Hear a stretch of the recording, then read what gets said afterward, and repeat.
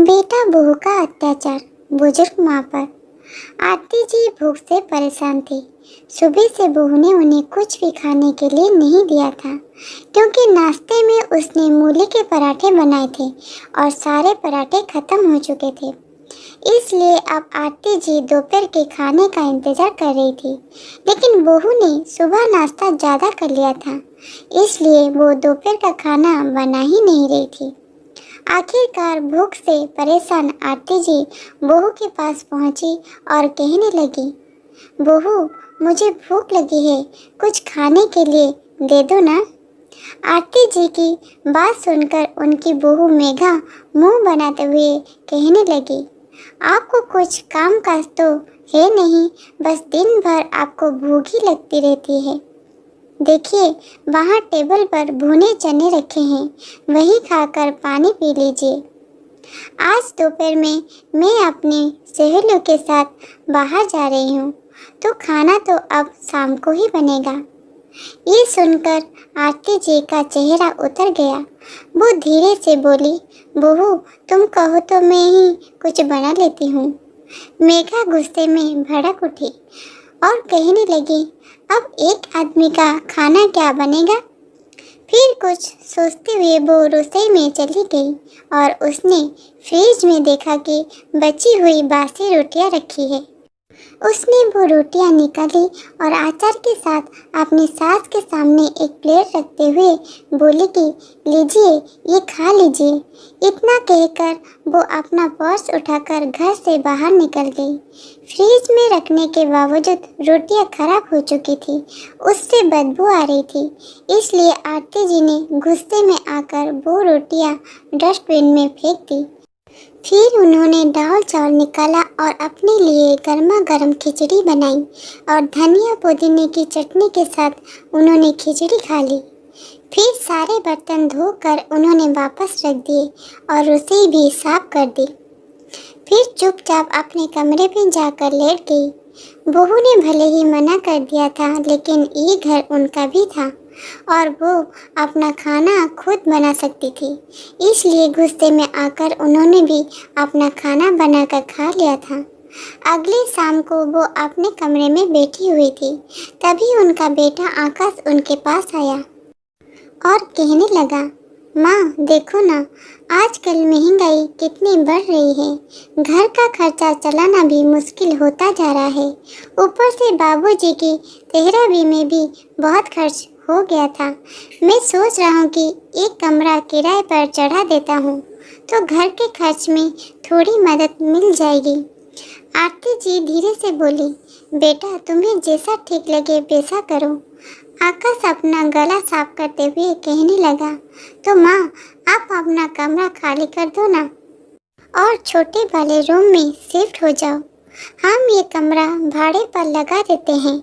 छोटे वाले कमरे में टॉयलेट बाथरूम नहीं है ना, तो उसे कोई किराए पर नहीं लेगा।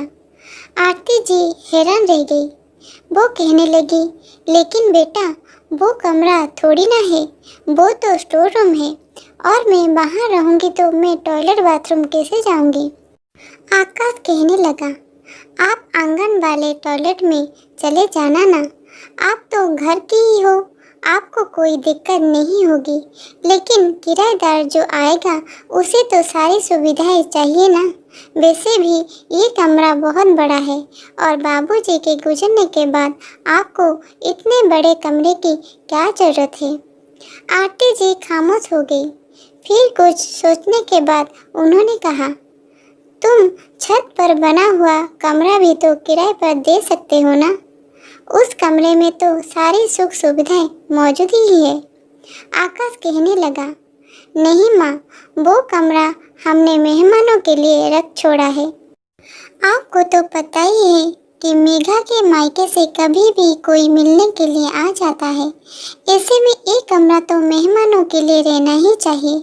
आरती जी समझ गई कि बेटे ने सोच लिया है, तो वो उनका कमरा ही किराए पर देगा और वैसे भी वो बुढ़ापे में पूरी तरह से बेटे बहू पर ही निर्भर थी। इसलिए उन्होंने भी बेटे की बात मान लेने में ही अपनी भलाई समझी।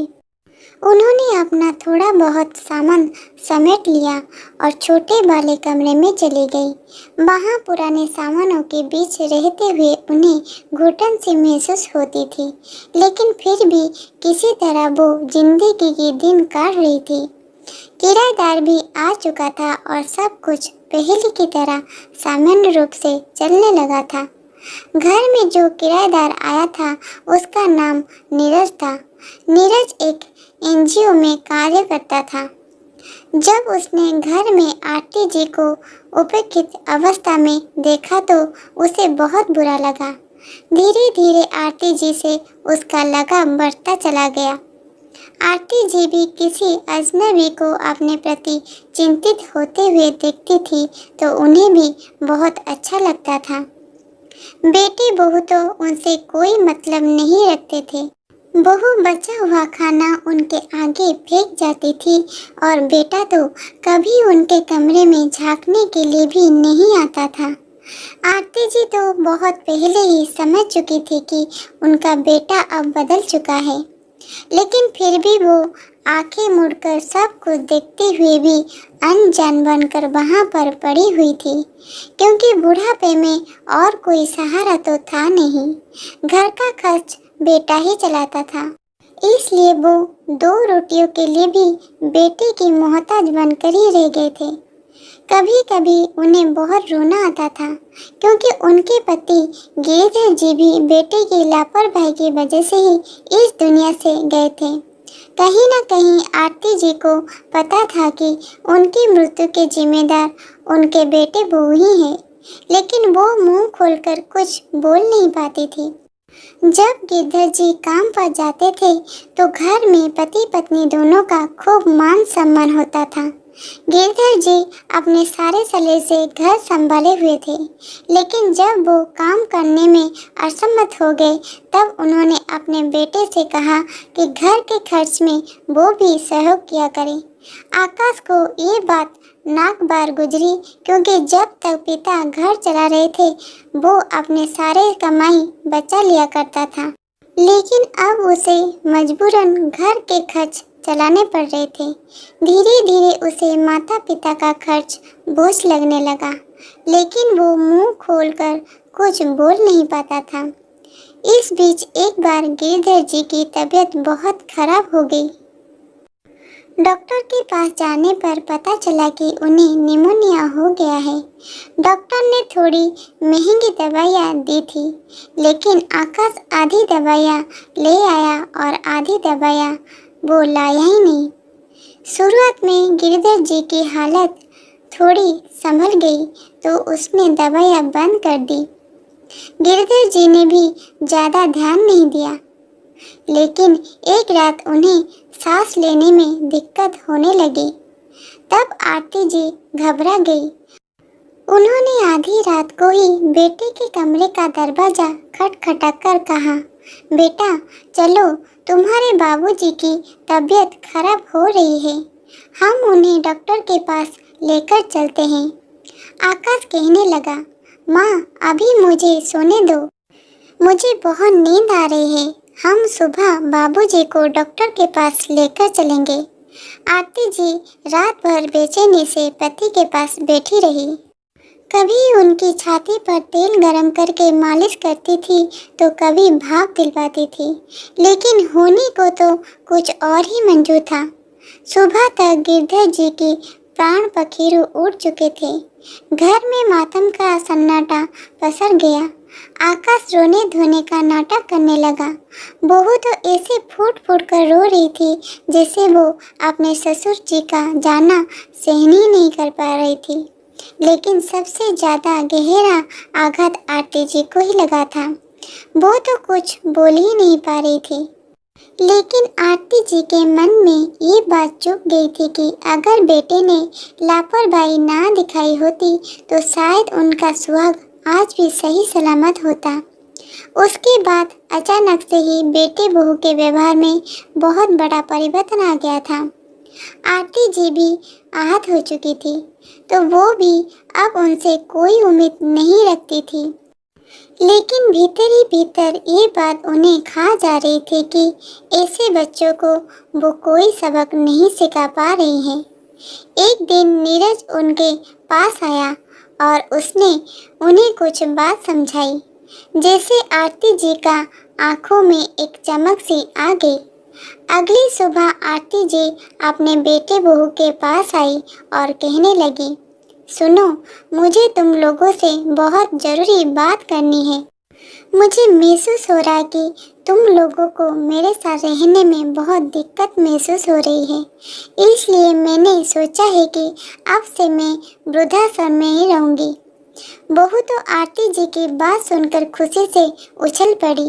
हाँ, बेटे ने माँ के सामने थोड़ा उदास होने का नाटक जरूर किया, मगर अगले ही पल आरती जी ने एक धमाका करते हुए कहा, अरे बेटा, तुम्हें इतना उदास होने और बहू तुम्हें इतना खुश होने की जरूरत नहीं है।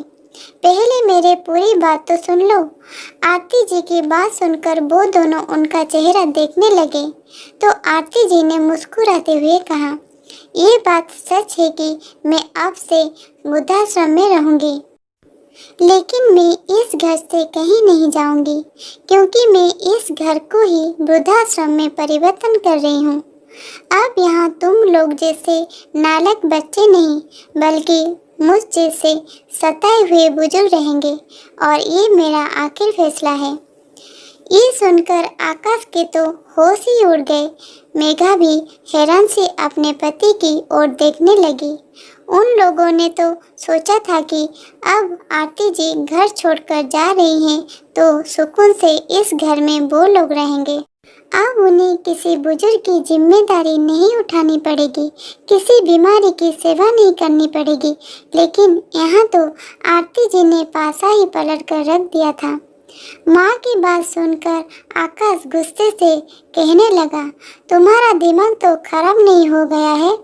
इस घर पर मेरा अधिकार है, तुम इस घर को वृद्धाश्रम में कैसे बना सकती हो? आरती जी गुस्से में बोली, घर मेरे नाम पर है, फिर भी तुम लोगों ने मुझे कितना परेशान किया। छोटी छोटी बातों के लिए मुझे अपमानित किया, बीमारी में मेरी देखभाल नहीं की, मुझे खाने पीने के लिए भी तड़पा कर रख दिया। इलाज के अभाव में तुम्हारे बापूजी भी गुजर गए, और अगर मैंने कोई कठोर कदम नहीं उठाया तो मेरा भी वही हश्र होगा। इसलिए मैंने सोच लिया है कि बच्चों के झूठे मुंह से निकलकर अब मुझे भी खुद के बारे में सोचना होगा। आकाश गिड़गिड़ाते हुए कहने लगा, माँ, हमें माफ़ कर दो, आगे से हम आपका पूरा ध्यान रखेंगे, आपकी सेवा भी करेंगे और आपके साथ अच्छा व्यवहार भी करेंगे, लेकिन प्लीज़ आप इस घर को वृद्धाश्रम मत बनाओ। अरे जरा सोचो ना, मेरा क्या होगा, मेरे बच्चों का क्या होगा? आरती जी गंभीर आवाज में बोली, मैं और तुम्हारे बाबूजी ने तुम्हारी परवरिश करके तुम्हें इस लायक बना दिया है कि तुम अपना और अपने परिवार का ध्यान रख सको। जब मैं ही तुम्हारे परिवार का हिस्सा नहीं रह गई तो फिर मैं तुम्हारे बारे में कैसे सोचूं? तुम अपने परिवार को खुद ही देख लो, बाकी तुम्हें मेरी चिंता करने की ज़रूरत नहीं है, और जितनी जल्दी हो सके ये घर छोड़कर चले जाओ, क्योंकि अब इस घर में नए सदस्य आने वाले हैं। इतना कहकर वो अपने कमरे में चली गई और आकाश और मेघा चुपचाप खड़े रह गए। वो बहुत चालाकी से माँ का ध्यान रखने से बच रहे थे। कुछ रुपए बचाने के चक्कर में वो बीमार पड़ने पर माँ का इलाज भी नहीं करवाते थे, लेकिन आज आरती जी ने ऐसा फैसला लेकर उन्हें मुंह तोड़ जवाब ही दे ही दिया था। महीने भर के अंदर ही आकाश और मेघा घर छोड़कर चले गए थे, और आरती जी ने अपने घर में अपने जैसा सताए हुए लोगों को आश्रय देकर ये साबित कर दिया था कि आजकल के ज़माने में अगर बच्चे बुजुर्गों के साथ गलत व्यवहार करेंगे तो बुजुर्ग भी कठोर निर्णय लेने में सक्षम है। नीरज की मदद से वो वृद्धाश्रम सुचारू रूप से सिर उठाए खड़ा था। वीडियो को अंत तक देखने के लिए धन्यवाद। इस कहानी के बारे में आपका क्या राय है हमें कमेंट करके ज़रूर बताएगा। वीडियो पसंद आई हो तो लाइक शेयर करिए और ऐसे ही अच्छी कहानियाँ सुनने के लिए चैनल को सब्सक्राइब करें और बेल आइकन को ज़रूर दबाएगा। मिलते हैं और एक कहानी के साथ, तब तक रहती हूँ नमस्कार।